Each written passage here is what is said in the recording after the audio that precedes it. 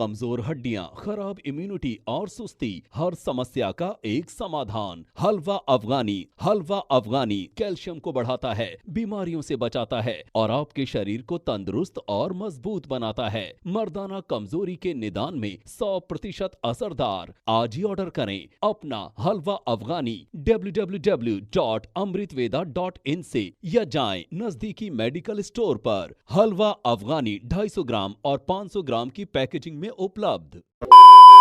All India मजलिस इत्तेहादुल मुस्लिमीन के राष्ट्रीय अध्यक्ष और हैदराबाद से सांसद असदुद्दीन ओवैसी का एक वीडियो वायरल हो रहा है, जिसमें उन पर आरोप है कि वो लोगों को उकसा रहे हैं।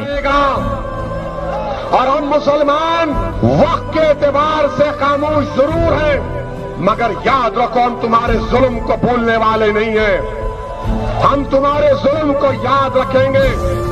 अल्लाह अपनी ताकत के जरिए तुमको निस्तो नाबूद करेगा इंशाअल्लाह ताला। और हम याद रखेंगे, हालात बदलेंगे। जब कौन बचाने आएगा तुमको? जब योगी अपने मठ में चले जाएंगे, मोदी पहाड़ों में चले जाएंगे, जब कौन आएगा? हम नहीं भूलेंगे, याद रखो।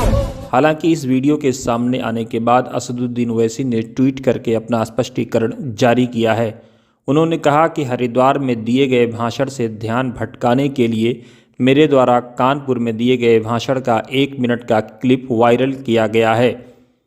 ज्ञात रहे कि बीते दिनों हरिद्वार में जिस तरह से धर्म संसद के नाम पर देश के मुसलमानों के खिलाफ लोगों को उकसाने और देश के मुसलमानों का कत्ल करने की देश के हिंदू समुदाय से अपील की गई, उस मामले की बड़े पैमाने पर निंदा हो रही है। इसके बाद ओवैसी ने यह आरोप लगाया है कि उस मामले से ध्यान भटकाने के लिए उनके 1 मिनट के वीडियो को वायरल किया जा रहा है, जबकि ना वो लोगों को दंगा के लिए उकसा रहे हैं, ना ही वो लोगों को भड़काने का काम कर रहे हैं।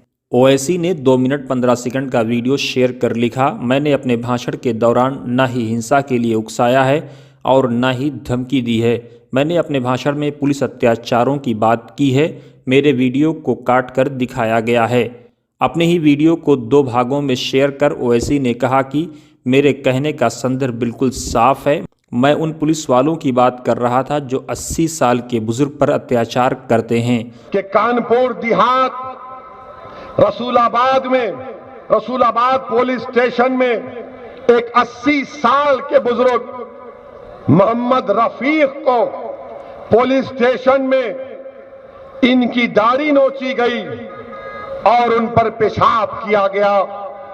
और ये हरकत करने वाले का नाम एसआई है गजेंद्र पाल सिंह। बताइए आप, यह आपकी इज्जत है कि 80 साल के बूढ़े को उसकी दाढ़ी को नोचा जाता है कानपुर देहात रसूलाबाद पुलिस स्टेशन में? अगर यह बात सच है तो शर्मिंदगी नहीं बल्कि तकलीफ होती है कि तुमने दाढ़ी देखी और कहा कि इसकी दाढ़ी को नोचा जाएगा। क्या हमारी दाढ़ी से तुमको नफरत क्यों है? 80 साल के बूढ़े से तुम ये हरकत करते हो। हालांकि ओवैसी के इस वीडियो के सामने आने के बाद भारतीय जनता पार्टी ने भी बहती नदी में हाथ धोने का पूरा प्रयास किया है। भारतीय जनता पार्टी के राष्ट्रीय प्रवक्ता संबित पात्रा ने कहा, किसे धमका रहे हो मियाँ? याद रखना, जब जब इस वीर भूमि पर कोई औरंगजेब और बाबर आएगा, तब तब मातृभूमि की कोख से कोई न कोई वीर शिवाजी, महाराणा प्रताप और मोदी योगी बनकर खड़ा हो जाएगा। सुनो, हम ना डरे थे मुगलों से, ना जिन्नावादियों से, तो तुमसे क्या डरेंगे। हालांकि इतिहास के पन्ने इस बात के साक्षी हैं कि हिंदू महासभा और मुस्लिम लीग ने मिल करके सरकार चलाई है। ऐसे में सवाल ये उठता है कि जिन्नावादी कौन लोग हैं और संबित पात्रा किसे जिन्नावादी कह करके डराने का प्रयास कर रहे हैं। इससे पूर्व सलभमणि त्रिपाठी ने अपने ट्वीट में लिखा कि गिद्धों के कोसने से गायें नहीं मरती हैं ओवैसी साहब, ताकत तो प्रभु राम ने दिखा दी है अपनी, भोलेनाथ ने दिखा दी है अपनी। कोई भी गलती की तो गिद्धों का भरपूर इलाज होगा इस बार। अब सवाल ये है कि सलभमणि त्रिपाठी किसको गिद्ध बता रहे हैं और किसके इलाज की बात कर रहे हैं? क्या भारतीय राजनीति में इस तरह से मर्यादा खत्म हो जाएगी और इस तरह के ओछे शब्दों का प्रयोग पक्ष और विपक्ष की तरफ से किया जाएगा?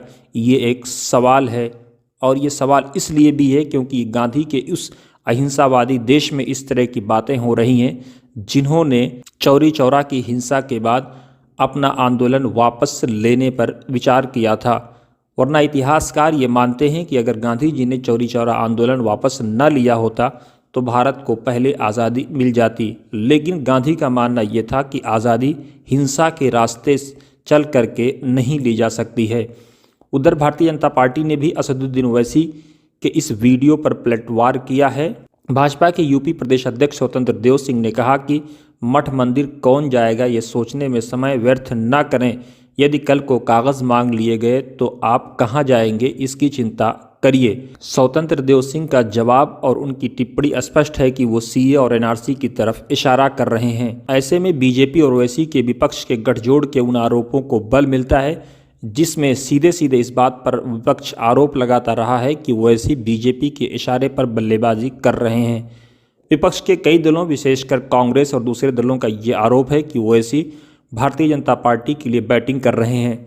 अगर ओवैसी को अपनी पार्टी के विस्तार की इतनी ही चिंता थी तो 2014 से पहले उन्होंने देशव्यापी अभियान क्यों नहीं चलाया?